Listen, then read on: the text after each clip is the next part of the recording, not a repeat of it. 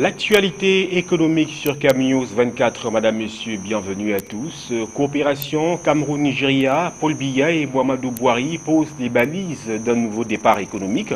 C'était à l'occasion d'une visite de 48 heures du chef de l'État camerounais au Nigeria du 4 au 5 mai dernier. Au Congo, sous un soleil de plomb, ils sont des dizaines de jeunes travailleurs à se tuer à la tâche dans une carrière de sable à Brazzaville pour quelques euros par jour. Un travail de forçat qui est pourtant l'une des rares alternatives au chômage endémique dans ce pays de l'Afrique médiane. Voilà, Madame, Monsieur, pour les grandes lignes de la Minute de l'économie sur CamNews 24, la chaîne Info. Bienvenue à tous. Le panorama de l'actualité économique sur CamNews 24, Madame, Monsieur, une fois de plus, et bienvenue à tous. Coopération Cameroun-Nigeria, Paul Biya et Mouamadou Bouhari posent les jalons d'un nouveau départ économique. C'était à l'occasion d'une visite de 48 heures du chef de l'État camerounais au Nigeria du 4 au 5 mai dernier.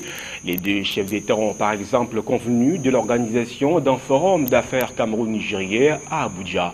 Reportage. Si en bonne place des sujets majeurs de la rencontre d'État entre Paul Biya et son homologue nigérien Mouamadou Bouhari figure la lutte contre la secte islamiste Boko Haram ainsi que l'aplanissement de la brouille sur l'exercice par le Cameroun de sa souveraineté sur la péninsule de Bakassi, il reste tout de même que le volet économique, bien que complémentaire, a cristallisé les attentions. C'est ainsi qu'il a été convenu de commun accord la mise sur pied des programmes de co-développement économique dans les localités frontalières entre les deux pays, localités qui ont souvent été délaissées par les deux États. Le président Mouamadou Bouhari a relevé que le potentiel existant entre les deux pays demeure encore à exploiter. Les deux chefs d'État ont alors instruit à leurs différents ministres de l'économie d'envisager la tenue d'un forum d'affaires Cameroun-Nigeria qui aura lieu à Abuja.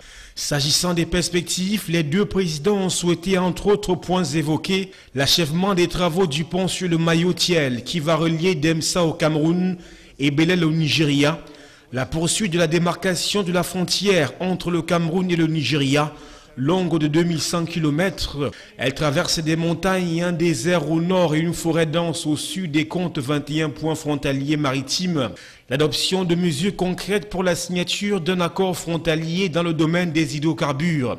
Paul Biya et Mouamadou Bouhari ont également manifesté leur volonté d'avoir un cadre d'impulsion de leur coopération, à l'image de la commission mixte Nigeria-Niger, présentée comme un outil bilatéral unique en son genre. Le Cameroun et le Nigeria ont par ailleurs signé deux nouveaux accords. Il convient tout de même de noter que la visite de Paul Biya au Nigeria intervient à la veille de la deuxième session du sommet sur la sécurité régionale prévue à Abuja au Nigeria le 14 mai prochain. Après avoir effectué le déplacement du Cameroun en juin 2015, Mouamadou Bouhari a été à nouveau invité et y a donné une suite favorable. Reste à en déterminer la date. Au final, ce fut, comme l'a mentionné Paul Barthélémy Biya Bimvondo lui-même, une visite amicale et surtout utile. Toujours dans le même sillage, mais un peu plus moins reluisant, Boko Haram, véritable sangsue économique, le Fonds monétaire international FMI, dans un de ses rapports sur les perspectives économiques régionales en Afrique subsaharienne, révèle qu'au Cameroun, la menace du terrorisme concentrée dans les régions rurales et pauvres a provoqué une augmentation des dépenses de sécurité dont l'impact budgétaire se situe aux alentours de 1 à 2% du PIB. Alors que le Cameroun entrait officiellement en guerre contre le groupe terroriste Boko Haram en mars, le PIB, produit intérieur brut, était évalué cette année-là, selon les estimations du ministère des Finances, à 15 846 milliards de francs CFA contre 16 901 milliards de francs CFA en 2015. Et d'après les projections du MINFIL, on parle de 18 001 milliards de francs CFA en 2016. Dans le rapport du FMI qui appelle à un changement de cap, il est indiqué que le Cameroun fait aujourd'hui partie des pays, entre autres la République centrafricaine, la Sierra Leone et le Tchad, moins développés sur le plan financier qu'ils ne l'étaient dans les années 80, notamment en raison de guerres civiles et autres conflits. Dans ce domaine, la plupart des pays d'Afrique subsaharienne sont très à la traîne par rapport à d'autres régions en développement. L'Afrique subsaharienne a connu en 2015 sa plus faible croissance depuis 15 ans en raison notamment de la chute des cours des matières premières et de la sécheresse, selon le Fonds monétaire international dans son étude publiée. Selon les calculs de l'institution, la croissance moyenne dans la région Afrique s'établit à 3,5% en 2015 et devrait chuter à 3% cette année, bien loin des 6% affichés lors de la décennie précédente. Autre occurrence qui marque l'actualité économique nationale, la fiscalité au service de l'agriculture. L'ambassadeur du NEPAD au Sénégal, Amadou Diallo, a invité à Dakar les pays membres à des réformes fiscales, soulignant que par ce procédé, il est possible d'agir sur la croissance et d'augmenter la productivité agricole. Il s'est exprimé à l'ouverture de la première séance de la plateforme de facilitation des investissements agricoles au Sénégal. Un forum qui rassemble les financiers et partenaires de développement, y compris les banques commerciales, des institutions de financement du développement, les institutions de microfinance, les banques agricoles et les fonds d'investissement. Cette rencontre vise à faciliter et promouvoir un dialogue public-privé afin d'améliorer les politiques de finances agricoles, fournir des opportunités de financement aux PME et créer une communauté de pratiques nationales public-privé du secteur agricole. Le Sénégal est choisi parmi 5 pays, Zambie, Ouganda, Ghana et Cameroun, pour abriter la séance inaugurale. La rencontre est placée sous l'égide des ministères de l'économie et de l'agriculture. Par ailleurs, l'ambassadeur du NEPAD a exhorté les pays africains à respecter l'engagement de Malabo, consistant à allouer 10% des budgets à l'agriculture, car selon lui, malgré les engagements, ce vœu tarde à se concrétiser.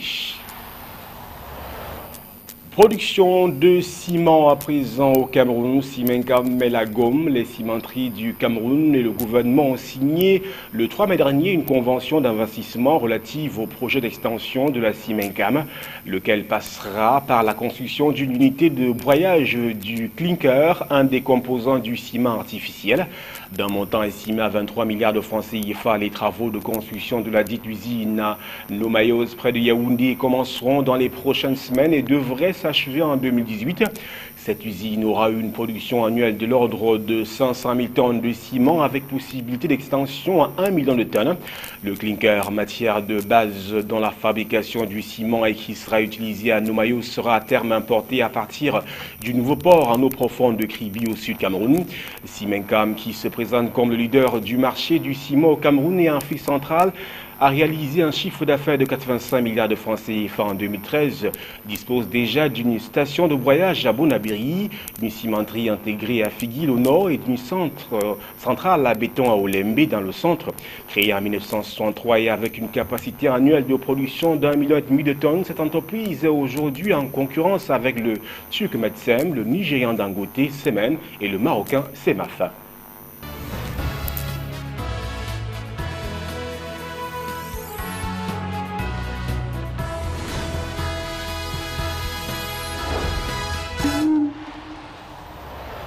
L'actualité économique au-delà des frontières camerounaises, Congo-Brazzaville, nous vous disions en titre, sous un soleil de plomb, ils sont des dizaines de jeunes travailleurs à se tuer à la tâche dans une carrière de sable à Brazzaville pour quelques euros par jour, un travail de forçat qui est pourtant l'une des rares alternatives au chômage devenu endémique dans ce pays de l'Afrique centrale. Sur les rives du fleuve Congo, les ouvriers de la carrière Combé enchaînent les pelletés de sable. Malgré la chaleur, ils sont des dizaines à venir travailler pour gagner quelques euros à la fin de la journée. Un métier dur, mais ces jeunes n'ont pas le choix. Au Congo, 60% de la jeunesse est au chômage. C'est un métier difficile, très difficile. Notre gouvernement, c'est par mieux. Il bouffe l'argent par mieux. Ne suivez pas des jeunes. Après une semaine d'inactivité à la suite de l'élection présidentielle, il ne faut pas perdre de temps, mais dans cette petite carrière artisanale, l'activité est saisonnière, rythmée par les pluies équatoriales. Son exploitant, Alfred, regrette le manque de soutien de l'État face aux compagnies nationales et internationales installées au Congo. L'État a privilégié les Chinois, les Socofrons, les grandes entreprises par rapport à nous. Donc vraiment nous sommes rejetés par l'État par rapport à la souffrance qu'on fait. Certains ouvriers sont là depuis des années. Léonie casse des cailloux pour nourrir sa famille, malgré la difficulté de la tâche répétitive. Il n'y a pas le boulot, il n'y a pas d'autres choses à faire. Donc, c'est mieux que tu viennes ici pour chercher les petites pierres comme ça, là, et pour un travail. Dans la carrière, plusieurs ouvriers dénoncent l'accaparement des richesses et des emplois au profit des ethnies du nord du pays, dont est originaire le président réélu Denis Sassou Nguesso. Une plainte reprise par les partis politiques d'opposition qui contestent les résultats de la présidentielle du 20 mars. Les eaux du lac de Kariba, à la frontière du Zimbabwe et de la Zambie, sont au plus bas, alors que le barrage est essentiel à l'approvisionnement en électricité de ces deux pays. Le compte rendu dans ce reportage.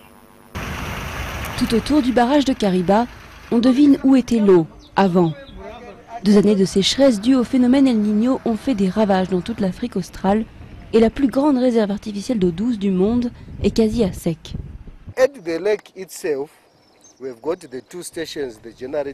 Nous avons 2 stations de génération d'hydroélectricité dans le lac, une en Zambie et une au Zimbabwe. À L2, au quotidien, elles consomment entre 900 et 1000 mètres cubes. Le lac n'est rempli qu'à 12% de sa capacité, alors que l'année dernière, à la même période, il était rempli à plus de 50%. Les 2 pays qui dépendent du barrage pour leur alimentation en électricité, la Zambie et le Zimbabwe, subissent des coupures fréquentes. L'autorité du fleuve Zambèze rationne l'alimentation en eau de la centrale et cherche des sources alternatives d'énergie. Mais d'ici à 5 mois, s'il ne pleut pas, le barrage pourrait être complètement à sec. Une catastrophe nationale et locale aussi. Des milliers de pêcheurs souffrent directement de la baisse des eaux. Il n'a pas assez plu cette année et le niveau de l'eau est trop bas. Nous n'attrapons pas autant de poissons qu'en 2014 et ces dernières années. Ça devient difficile de survivre parce qu'il n'y a pas de boulot à Kariba. Avec des revenus divisés par 4, Wonder Dipuka n'est pas sûr de pouvoir continuer à payer l'école de ses enfants. Et à l'approche de la saison sèche, les problèmes d'approvisionnement en énergie et en nourriture risquent de se multiplier dans la région. Place à présent au chiffre du jour. Il est de 23 milliards de francs CFA et ce chiffre symbolise le montant investi par Simencam pour la construction d'une usine de ciment au Cameroun. Avant de clore ce programme économique, le rappel de la titraille, coopération Cameroun-Nigeria, Paul Biya et Mouamadou Bouhari posent les balises d'un nouveau départ économique. C'était à l'occasion d'une visite de 48 heures du chef de l'État camerounais au Nigeria du 4 au 5 mai dernier. Congo, sous un soleil de plomb, ils sont des dizaines de jeunes travailleurs à se tuer à la tâche dans une carrière de sable à Brazzaville pour quelques euros par jour. Un travail de forçat qui est pourtant l'une des rares alternatives au chômage endémique dans ce pays de l'Afrique médiane. Voilà, mesdames, messieurs, c'est la fin de ce programme, la Minute de l'économie sur CAMNews 24, la chaîne Info. Merci à toutes les équipes techniques et rédactionnelles réunies autour de Yves Vincent Metadioufo. Nos programmes se poursuivent.